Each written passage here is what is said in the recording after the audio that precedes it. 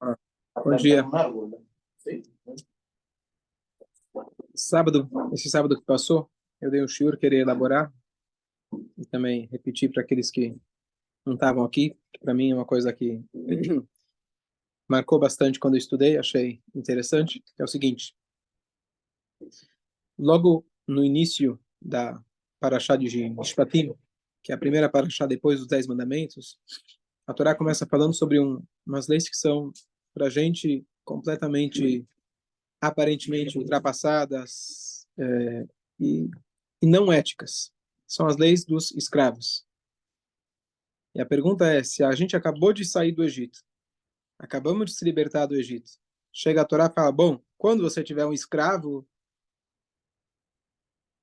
deveria abolir a escravidão já desde então. Então, como que a Torá aceita, seja lá qual for a forma de escravidão, como que a Torá aceita esse tipo de trabalho? Essa é a pergunta.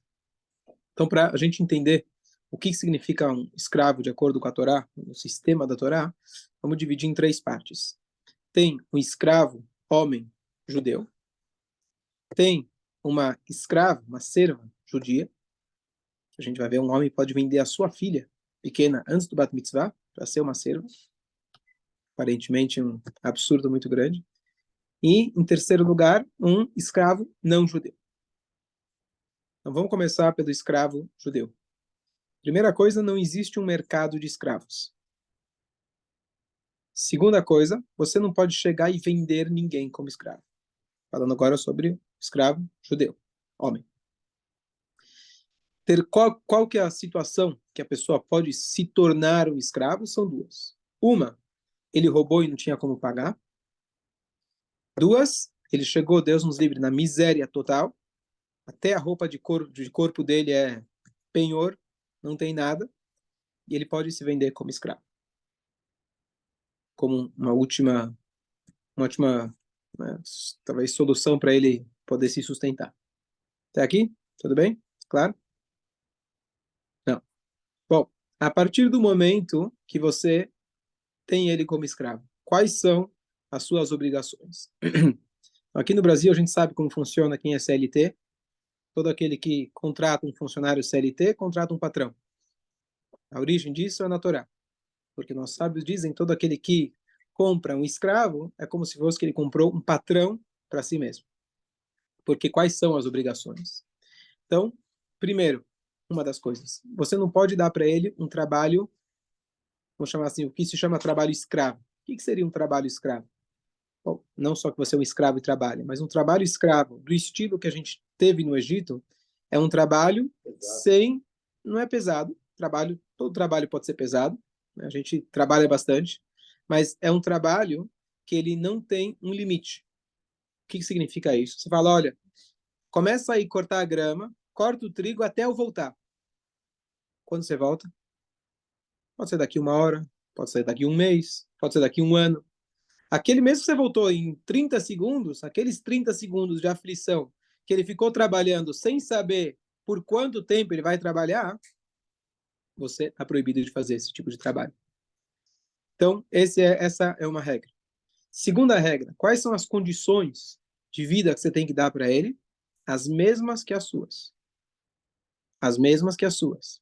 O exemplo é, se você tem um cobertor de linho egípcio, você vai ter que dar para ele esse mesmo cobertor. Você vai no shopping comprar um travesseiro, você vai comprar aqueles lá herméticos, Da NASA. Da NASA, atômico. Frio. Eles inventam cada nome, cada vez. É da Austrália, é da China. Não, China eles não falam. É da França. É aula de geografia, você vai nas né? E aí, é da atômico. Bom, atômico ou anatômico? Tá bom. Para quem não entende, dá no mesmo. É atômico, parece um negócio, vai explodir, tá? Beleza. E aí, você tem que comprar para ele igual. A comida que você vai comer, você não vai dar para ele, você não vai comer um prato fino e dar para ele arroz e feijão. Coisa que para os funcionários, eventualmente, a gente faz. O Cohen, né? Também tem. Aí escravo não judeu. Aí vamos chegar lá depois. O escravo judeu não necessariamente. Então, as condições que você dá para ele são ótimas.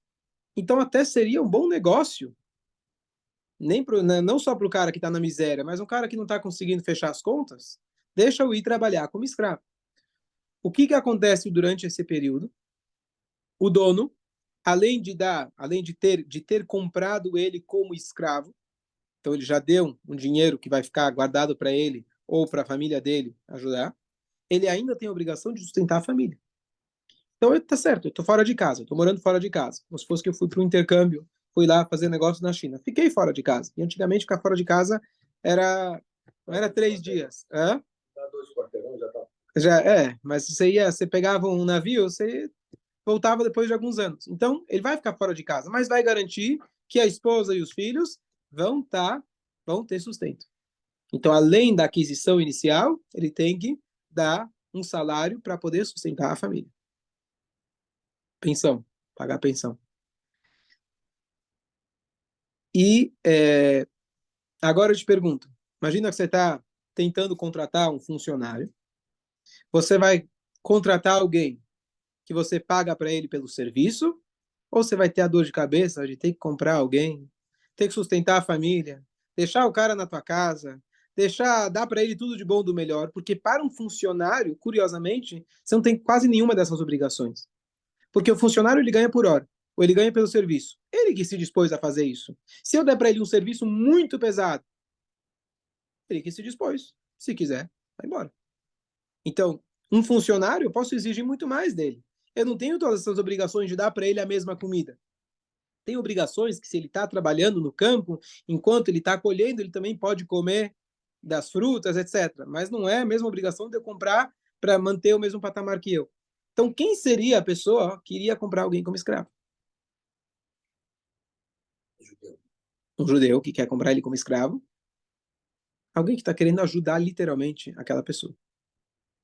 Então eu já compro ele com a função de tzedakah, de querer ajudar aquela pessoa. Porque não tem sentido, não é um bom negócio. Vamos olhar o caso que alguém roubou e não tinha como devolver. O que acontece na atualidade? Então depende do país que você está.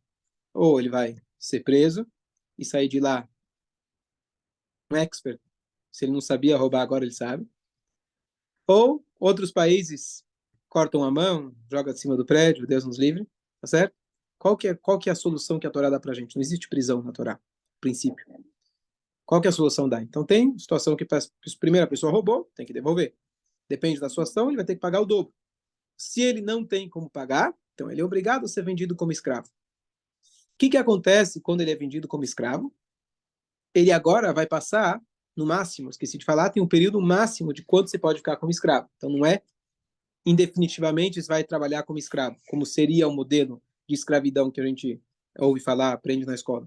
Então, ele tem até, dependendo da situação, mas até ele vai trabalhar por 6 anos. Se ele quiser, ele pode trabalhar mais, se ele realmente optar por isso, mas no máximo por 50 anos. Ou se chegar o Yovel do jubileu, mesmo que foi um dia depois que ele foi vendido, chega o Yovel, ele está livre. Então, voltando, se ele realmente acabou roubando, o que você faz com ele? Você introduz ele numa família. Qual família? Daquele cara que vai comprar o cara só para ajudar. Então você espera e você imagina que a família dele é uma família de valores. Uma família onde ele vai poder conhecer um pouquinho, talvez ele não teve a educação adequada, do que significa respeitar o bem do outro, respeitar os outros, e assim por diante. Você espera que 6 anos vai ser um tempo suficiente para ele poder aderir a esses valores dentro dele. Isso seria uma forma dele corrigir os erros dele. Tem mais um detalhe aqui, curioso, mas a Torá fala que se ele era casado e ele foi vendido por ser escravo, o dono tem o direito e pode dar para ele uma esposa, na verdade, uma serva, para que ele gere filhos, e esses filhos vão ser escravos do dono. Quando termina esse período, ele vai dizer, bom, quero ir embora, mas tem aqui minha esposa e meus filhos. Ah, daí fala, não. Esses filhos e essa esposa pertencem ao patrão. Aí você para e pensa, é uma coisa um pouco, aparentemente, meio cruel. certo? Tanto é que a pessoa fala, pode ser que o escravo vai dizer, depois de 6 anos, eu gostei da minha esposa, eu quero ficar com meus filhos. E aí ele vai lá, fura a orelha para ficar até o 50º ano, até o Yovel. Então, não é uma coisa tão fácil. Então, a gente não entende a sabedoria infinita de Deus, mas minimamente, uma explicação que eu vi, que é justamente o seguinte. A gente, quando rouba, Deus nos livre, se alguém rouba, a gente não sabe. Bom, vamos pegar o contrário. Se você foi roubado, qual que é a sensação de alguém que foi assaltado? É muito ruim. É muito ruim. Aquilo era meu, trabalhei, ganhei. Alguém cruel foi lá e tirou de mim. A gente sente muito, muito ruim. O ladrão não tem essa sensação. Ele, na cabeça dele, fala: peraí, a sociedade é um problema, a desigualdade, e a pessoa consegue encontrar todo tipo de desculpa para se não sentir tão mal consigo mesmo. Então, ele não tem essa sensação. Se ele tivesse essa sensação, talvez ele agiria diferente. E a Torá fala: olha, você vai ter um exemplo disso. Você teve uma esposa, você teve filhos, e depois de 6 anos você vai ter que abandonar eles, É, deixar eles lá. e necessariamente essa esposa não vai ser Yehudiá. Sim, não é odiar, não é odiar. Então, essa sensação de separação, você abrir mão daquilo que era teu, ele vai sentir na pele, vai sentir bastante. Isso faz parte da correção da atitude que ele teve antes. Então, você espera. Ele vai ter se separado da mulher. Se ele era casado, ele vai como escravo. Ele já teve essa. Não, a poligamia era permitida. Então, ele era casado, tinha a esposa dele que ficou em casa com as crianças e teve essa serva. Tem ainda Mas essa a mulher que vai ser sustentada pelo dono. Ele mantém, ela continua sendo mulher, a esposa dele. Ele volta, quando termina o período, ele volta para casa dele, para a esposa original dele, para os filhos dele. Mas aqueles que ele teve durante o seu período de servitude, vai ficar para o padrão. Mas nesse caso de miséria, que Tubá não é cancelar, o divórcio não é feito automaticamente, quando você não tem condição nem de se sustentar? Não existe. Nossa. Não. Dúvidas? Então ele é pego como escravo e a esposa dele fica Fica em casa, vai em ficar com as casa. crianças. Só ele fica como escravo. Ele fica com as famílias como escravo, sim. Agora, e o risco dessa pessoa que está adquirindo esse escravo? Quer dizer, justo ele roubou, aí justo são pessoas de posse e tudo, que nem... Exatamente, o detalhe importante. Quer dizer, quem vai querer comprar um cara que está sendo vendido porque ele roubou? Então, mais ainda, é uma pessoa que realmente está querendo ajudar a sociedade. Então, me compensa muito mais contratar uma pessoa e pagar pelo serviço ou pela hora do que comprar um escravo, justamente. Tem a outra situação que alguém se vendeu como escravo. Aí você vai dizer, bom, ele não tem essa desvantagem de ter o histórico criminal. Então, não necessariamente ele tem que ser escravo de quem ele roubou. Não. Ele não se torna escravo de quem ele roubou. Você vende ele como escravo para poder ressarcir a pessoa que foi roubada. Porque hoje é justamente o contrário. Você vai contratar um funcionário, você levanta toda... Né, tem empresa A ficha dele. levanta a ficha para saber se ele tem algum desvio. Então, se tem antecedentes criminais. Por outro lado, alguém que teve um antecedente criminal, talvez nunca vai conseguir um emprego de volta. Ele se arrependeu. Como você vai dar para ele a oportunidade de corrigir? Eu não quero tomar o risco, concordo? Eu não quero na minha empresa, na minha casa, tomar o risco. Mas aqui a Torá está dando para você um caminho. A Torá está dando para você um caminho. A pessoa vai trazer ele para dentro da casa. É um risco. É um risco. Mas às vezes acontece, porque na Mishnah, a mulher, ele aceita o luto de um escravo que faleceu, porque ele dizia que esse escravo era uma pessoa muito boa. Sim, então tem exceções. Filho de um escravo, não necessariamente uma geração que fez, talvez. Tá bom, mas naquele caso acho que era um escravo não judeu, vou chegar lá. Bom, não tocamos em todas as situações, mas deu para entender um pouquinho, pelo menos, dessa situação. Como que ele é vendido, as condições que ele tem. Esse momento é um momento de correção, se ele se vendeu porque ele estava roubando. São condições nada mal para ele. Só um detalhe muito interessante na Halachá: se você fecha um negócio, liga numa empresa e fala, olha, amanhã eu quero que vocês venham em casa lá cortar meu jardim. Certo? Falando aqui entre judeus. E aí, eles estão indo no ônibus, atrasou, eles não... Sabe o quê? Não vou. Você estava contando com eles e eles não vieram. O que você faz pela lei judaica? Pode ficar bravo. Só isso. Por quê? Porque nós não somos escravos. Então eu tenho o direito de voltar atrás. É correto? Não. É ético? Não. A gente combinou, está combinado. Mas eu não tenho uma obrigação absoluta, se eu combinei com você, eu não vou poder voltar atrás. Eu tive um compromisso maior. Claro, de novo, não é o que você vai fazer, não é orientação, mas em último caso, se aconteceu, você não pode fazer nada. Por que somos escravos de Hashem? Então, vamos só voltar. Agora, o caso mais difícil de entender, foi isso que esse ano eu aprendi, achei muito interessante. Bom, a sabedoria de Deus é infinita. Então, nunca a gente vai entender as mitzvot, ou a Torá, até o seu limite, porque ela é limitada. Mas, minimamente, teve uma coisa muito interessante que eu vi esse ano, que é o seguinte: você pega uma moça pequena, você está sem dinheiro, chegou na miséria, que é a única situação que você pode fazer isso, mas você está na miséria, diz a Torá, pega a sua filha e vende ela como escrava. Estranho, né? Então, aqui vem o que a Torá vai fazer para a gente. E eu vou mostrar como está nas letras, textualmente na Torá, sem nenhuma interpretação, que está muito claro o que a Torá está querendo com isso. Então, nós temos um problema de desigualdade desde o início, lá de trás, aonde você tem pessoas ricas e pessoas pobres, pessoas com mais condições, pessoas com menos condições. E esse é um problema que toda sociedade tenta resolver, cada um do seu jeito. Os partidos de direita falam a oportunidade é igual para todos.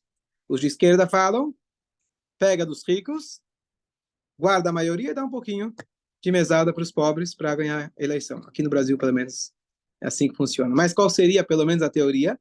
Faz uma divisão, vou pegar o comunismo, pega dos ricos e iguala para os pobres também. Mas o outro pensamento é, peraí, por que você tem cota? Por que você tem... As oportunidades são iguais. Então, sem entrar agora no mérito, cada uma tem as suas vantagens, desvantagens, etc. Mas a Torá dá para a gente um caminho completamente diferente. Por quê? Porque a gente vê, na verdade, na sociedade, que a tendência é que os ricos cada vez ficam mais ricos. E os pobres, infelizmente, cada vez ficam mais pobres. E por que acontece isso? Um dos motivos, e principalmente, porque o rico vive com ricos. Então ele vai ter uma educação superior. Ele vai ter uma educação já avançada. E se algum motivo, alguma coisa aconteceu, ele tem amigos, tem parentes que vão poder ajudar ele a se reerguer. O pobre, que vive no outro extremo, vai conviver com o pobre, vai ter menos oportunidade. Então a tendência é justamente de os polos se afastarem. Concorda? Aí você chega e fala, bom, vamos resolver. Vamos pegar a filha do milionário e casar com o pobre. Não acontece. Por mais bonito que seja, não acontece. Tem uma vez na história que a gente vê que acontece. Rabi Akiva casou com a filha do Ben Kava Savua. Famosa história. Ele era muito rico, deserdou a filha, casou com o pastor, funcionário dele, mas depois viu que era Rabi Akiva, não foi um mau negócio. Mas isso normalmente não acontece. Mesmo se acontece, é uma exceção e não resolve. Então, o que a Torá fala pra gente? Bom, tem tzedakah, tem empréstimo, tem dízimo que você tem que dar, tem que, para conseguir manter a sociedade equilibrada e etc., que a pessoa não fique cada vez mais rica pensando só em si, ele tem a obrigação de dar vários impostos para o Cohen, para o Levi, deixar a terra descansar e deixa o canto da terra. Isso já garante uma boa parte. Mas vamos supor, no caso que a pessoa, Deus nos livre, chegou na miséria total e absoluta. O que a Torá fala? Bom, então vamos resolver seu problema de vez. Não vou te dar uma tzedakah, não vou te dar um empréstimo. Vamos resolver o teu problema. Eu quero que você case com alguém rico. Como que eu vou fazer isso? Se eu chegar e oferecer para o Shadchan, ele nem vai querer ouvir. Agora, vamos vender você como escravo. Um pretexto. Ele acha que vai estar contratando alguém para ajudar. Então bota a moça para lavar a louça, trocar as camas, que etc. Que não era nada incomum, mesmo uma menina fazer esse tipo de trabalho. Você bota ela para trabalhar. E aí a Torá conta para gente, se você fez, eu logo vou mostrar nas palavras, que o patrão pode casar com ela, se for viável. Às vezes o patrão pode ser alguém de 14, 15 anos, já tem os bens já. Ou o filho do patrão pode casar com ela. E pelo tom que a Torá fala, a Torá está fazendo de tudo para que isso aconteça. Como que a gente vê na Torá? De várias formas. Primeiro, a Torá começa contando, se alguém vender sua filha como escrava, ela não vai sair como os escravos saem. Lembra que o escravo sai com 6 anos? Ela não vai sair como ele. Peraí, Se você vender sua filha como escrava, as obrigações são tais, tarará, e quando sair, parece que a Torá pulou todo a convivência. A Torá fala, se você vendeu ela como escrava, não vai sair. Peraí, como não vai sair? Nem começou a trabalhar? Já está falando da hora de sair? O que a Torá está te dizendo, ela está falando, olha, você vendeu ela como escravo não para sair como um escravo. Ela não é uma mercadoria de entrar e sair e você trabalhar. Ela veio aqui com outro propósito. E aí a Torá fala, se você não deu ela para, não se casou com ela, ou ela não se casou com teu filho, a linguagem que a Torá usa é bebigdoba, ao você trair ela. Aí a Torá fala, você não vai poder vender ela. Se você não casou com ela, você não pode revender. Mas a linguagem é, quando você não casou com ela, a Torá usa a linguagem de boged. Boged é um traidor. Então, você comprou ela e não casou com ela, você é chamado traidor? Peraí, por que traidor? Porque o objetivo dessa aquisição era você ter casado com ela. E a Torá está criticando o fato de que, peraí, é tão ruim assim essa menina? Enquanto ela morava em outra casa, em outro lado da sociedade, você ia falar, bom, essa tá fora. Mas você vai perceber que todos somos humanos, não muda nada. Vai poder mudar a roupa mais bonita, o carro mais bonito, mas tá tão ruim assim? Você não consegue casar com ela? Você não pode dar ela para o teu filho? Tá. E aí a Torá fala, peraí. Então tá bom. Talvez alguém ia falar, sabe o quê? Tô com pena da menina. Eu vou casar com ela. Mas é só passatempo. Daqui a pouco eu vou ter o verdadeiro Shidur com o filho lá com a filha, aliás, a pessoa que, né, tem mais a ver. O que vai ficar? Vai deixar ela de shikser, de empregada. A Torá fala justamente aqui. E aqui é a origem das 3 obrigações que o homem tem com a sua esposa: vestir, alimentar e relações íntimas. É nessa passagem que a Torá ensina pra gente essas leis. A Torá não ensina essas leis quando um homem casar com uma mulher, ele tem obrigação. Não. Nessa passagem, a Torá diz essas leis. Justo na venda da menina escrava. Pera, aqui, na venda da menina, porque aqui ele está dizendo justamente todo o objetivo é como casamento. E quando a poligamia era permitida, e a Torá prevê isso, a Torá fala, se você se casar com mais de uma esposa, o seu filho se casar com mais de uma esposa, você não pode deixar de cumprir as obrigações que você tinha com a primeira. Ou seja, você não pode deixar ela de secundária. Você não pode deixar ela como uma empregada apenas ou passatempo. A Torá está te dizendo, você vai tratar ela como uma verdadeira esposa. E aí você resolveu o problema da sociedade. Que agora ela se introduziu numa família rica. Os filhos vão ter agora a educação de mais alto nível. E aí você resolveu realmente o coitado do pai, que chegou na miséria, não teve condições nenhuma, agora a filha dele está dentro de uma casa. Só um detalhe mais curioso, que prova que é isso que a Torá quer da gente. Na hora que a gente se casa, como acontece o casamento? O Kiddushin, a consagração, você dá um anel para a esposa, ou algo de valor para a esposa. E assim você adquire ela. Quando o pai ou o filho vão se casar com ela, eles não têm que dar nada. Poxa, você vai se casar com ela, não vai dar nada? Pelo menos dá um anel para ela. Vamos fazer a aquisição legal, como acontece. Fala, não. O dinheiro da aquisição que o pai ganhou lá atrás já valeu. Nem um anelzinho para mim? Nada. Não, porque o dinheiro da aquisição não foi uma aquisição. Aquele dinheiro, todo o propósito, era já o casamento. Era já o início do casamento. Então, a Torá fala, não dá para ele, não dá para ela outra coisa. Claro, quiser dar presente, pode dar. Mas não precisa dar, porque aquele dinheiro inicial já valeu para realizar o casamento. Ou seja, todo o propósito era conseguir trazer ela para casa do dono. Quando eu vi essa explicação, eu realmente assim, assim, acho fascinante. De tantas vezes às vezes a gente olha na Torá e fala, isso aqui é um absurdo, isso aqui é ultrapassado, Deus nos livre. E quando a gente entende um pouco melhor, claro que dá para entender muito mais, é infinito, a gente fala, uau, acho que não é tão ridículo assim, não é tão distante da nossa realidade. Terceiro caso, por último, falar agora do escravo não judeu. E as leis que a gente falou, de você dar, igualar ele a tudo que você tem, isso se aplica para um escravo judeu. O escravidão de um não judeu, não tinha essas regras. Você poderia colocar ele para trabalhar bastante, pesado e etc. Mas, ainda assim, você tem leis em relação a isso, e a pergunta é como que a Torá permite esse tipo de coisa? Como que a Torá permite que você tenha esse tipo de relação de trabalho? E aqui vem uma coisa muito interessante. Da onde surgiu a escravidão? Quem estava aqui no Shabbat? Ham. Ham. Não existia escravidão. Assim como trabalho foi algo que Deus inventou. Deus chegou para Adão e falou, você vai trabalhar, vai ter que cuidar do... Mas Deus poderia fazer muito bem, que a gente autossustentável não precisava do dinheiro. Uma invenção que Deus fez. Escravo também é algo que se introduziu no mundo. Por acidente de percurso, entre aspas. Por quê? O filho de Noah viu o pai, quando ele estava sem as roupas, ele estava bêbado, e ele contou para os irmãos, e aí, ainda, conforme a explicação, que ele teve relação com o pai, ou ele castrou seu próprio pai, quando o pai percebe, ele amaldiçoa o neto, ou seja, o filho do filho desse daí, ele fala, ele vai ser escravo para os seus irmãos. E aí desceu para o mundo o conceito de escravidão. É um fato. Abraham trouxe bondade. Yitzhak, Moshe trouxe para a gente a Torá. Ham trouxe a escravidão. É um fato. Especialmente antigamente. Então, se é um fato, você tem que lidar com ele. Então, quais que eram as situações que alguém poderia, por exemplo, pela Torá, ter um escravo?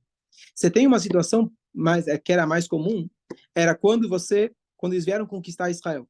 Pela lei da Torá, quando eles vieram conquistar Israel, eles tinham que acabar ali, eliminar os 7 povos que estavam lá. Eu já contei outra vez que eles tinham a oportunidade de fugir, tinham a oportunidade de se submeter ao povo de Israel, ou eles poderiam guerrear. Todos optaram por guerrear, com exceção de um povo. Esses, você pode tornar eles escravos também. E esse tipo de escravo, como a gente vê a descrição, nossos sábios, o tipo de pessoa que eles eram, era do mais corrompido possível. E aí, aqui de novo você tem uma oportunidade de trazer ele para conviver com você, porque o escravo vivia com você dentro da sua casa. Primeiro lugar.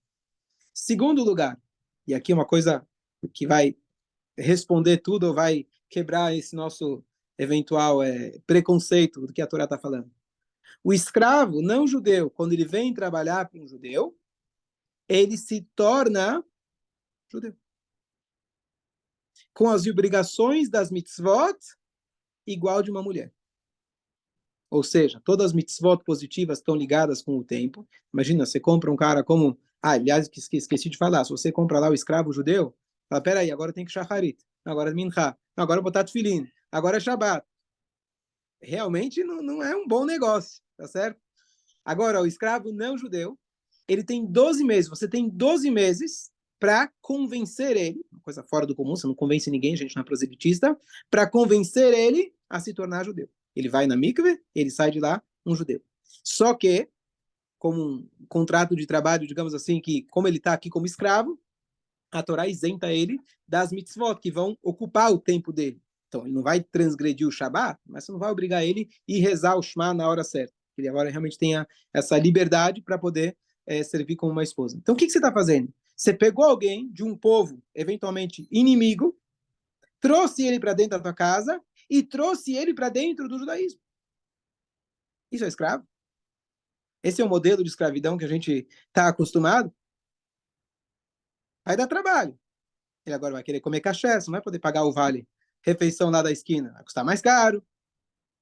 Ele eventualmente vem com você, te acompanha na sinagoga. A famosa história da Guimarães que conta que faltava um para o minyan. Então, ele foi lá e libertou o escravo para ele poder completar o minyan. Ele era como se fosse meio judeu, tinha as obrigações de uma mulher, então ele não pode completar o minyan, já que ele não tem obrigação no minyan. Então, falta um, beleza, você está livre, tchau, vem, completa o minyan. Então, você vê que o tipo de relação não é relação escravo como a gente conhece. Então, e mais uma questão, que a Torá não está prevendo, dizendo que você tem que ter escravo. Era um fato ter um escravo. E a Torá está regularizando a situação. E assim surge, cada vez que surge algo novo no mundo, demora a ter sido regulado. Criptomoedas. É o jeito mais fácil de ter dinheiro roubado, crime, etc. É assim que funciona. Está demorando, ainda nem chegamos no momento onde os governos vão se juntar para conseguir regularizar isso. Poderia dizer, não, é proibido criptomoeda. Você não tem como proibir. É proibido a internet. Você não tem como proibir. É um fato, você tem que agora lidar com o fato. Escravidão é um fato que, historicamente, veio para o mundo e naquela época era comum. Então a Torá tem que te dar a diretriz de como lidar com isso. Fala. Ele, assim que era adquirido como escravo, vamos dizer, o goi mesmo, né? Ele fazia o brit. Ele tinha que fazer o brit. Ele tinha que fazer o brit. Assim que ele A entrava, Torá fala pra gente, ele entrava na casa do patrão, já tinha que fazer a o Torá brit. fala pra gente que se alguém quer fazer o Corban Pesach, ele tem que fazer o quê? O brit de todos os seus servos. Eu vou comer Corban Pesach, é minha festa. O que esse cara aqui tem a ver com o meu Pesach? A Torá proíbe você comer do Pesach se você tem alguém que está dentro da tua casa que não tem um Brit Milá. Ou seja, você está ajudando ele a fazer uma trajetória onde ele vai justamente sair do povo que ele veio. Sair do povo corrompido que ele veio, e ele agora vai fazer parte do povo judeu. O brito é feito na hora que adquire ou tem aqueles 12 meses? Ele tem 12 meses. 12 meses. Mas se, por exemplo, vai chegar Pesach, eu como patrão vou estar impedido de fazer o Corban Pesach, comer o Corban Pesach, se eu tenho um funcionário dentro da minha casa. Então, se em último caso, dentro desses 12 meses, ele se negou, quer dizer, você está dando uma opção para ele. Não é um escravo, aquele que você está dando para ele a opção, falando, olha, convive aqui na nossa casa, não é tão ruim assim cumprir o Shabbat, é gostoso, você desliga a televisão, para de trabalhar, não é tão ruim. Comida kasher não era tão ruim como eu pensava. Aquele não está pagando ainda, está dentro da casa do patrão, não é tão ruim assim. Dá, acho que dá, certo? Então, é uma trajetória que você está fazendo de introduzir ele, e ainda mais, a gente sabe como é difícil para alguém vir de fora e se converter. Aqui a Torá está te abrindo as portas, entre aspas, para essa pessoa. Então é muito diferente daquela concepção que a gente tem de escravos. E só para concluir, então a Torá é um fato, a Torá não fala que você tem que ter escravos, mas se você tem escravos, e era um fato antigamente, ainda assim a Torá vem te regular. Tem o dia que ele vai ter que ir embora, tem as várias regras de como você vai tratar ele, você vai tratar ele como eventualmente um judeu, e ele vai entrar para tua casa, entrar para tua família, e assim por diante. Então, nesse caso, realmente, agora fica mais fácil da gente entender todo esse modelo de escravidão. Só para concluir, por que é tão importante a Torá falar isso logo depois da Parashá dos 10 Mandamentos? É uma lei. Não era prática no momento que eles receberam, porque ainda estavam no deserto, não tinha essa situação, e não é uma lei que vai ser atemporal. O Shabat é sempre. A lei de escravo é só na época do templo, com as condições do Yovel, não existe mais. Então, porque na verdade a Torá quer ensinar para a gente esse conceito de que mesmo o escravo, quando ele é vendido, o máximo que ele vai trabalhar é 6 anos. No 7º ele está libertado. Porque escravos somos de Deus. E para nós significa que a gente, no dia a dia, a gente se torna escravo do trabalho, escravo do dinheiro, escravo das preocupações. E Hashem, logo depois da Torá, que a Torá foi dada, fala, olha, estou te dando aqui todas as leis, e vou começar a te dar todas as leis práticas, como realizar o judaísmo na prática, nos seus negócios, na vida, danos, morais, tudo aquilo que você acontece no dia a dia vai ser a Parashat Mishpatim. Mas saiba que você é uma pessoa livre. Mesmo que você vai trabalhar durante 6 dias da semana, ou no caso lá, 6 anos, essencialmente você é livre. Então não é que a Torá está falando, saiu do Egito, então vamos falar sobre escravidão. Justamente vamos explicar o que é a escravidão e como a gente pode se manter livre mesmo dentro de uma escravidão. Mesmo dentro das preocupações, mesmo dentro do dia a dia, a Torá orienta a gente como a gente realmente viver como livres. E Deus fala, Avadim, vocês são meus escravos e não escravos do homem. Ser escravo de Deus não é um mau negócio. Bom dia. Bom dia. Até porque toda essa geração que saiu do Egito estava com uma ideia sobre o que é escravidão, que foram o que eles viveram.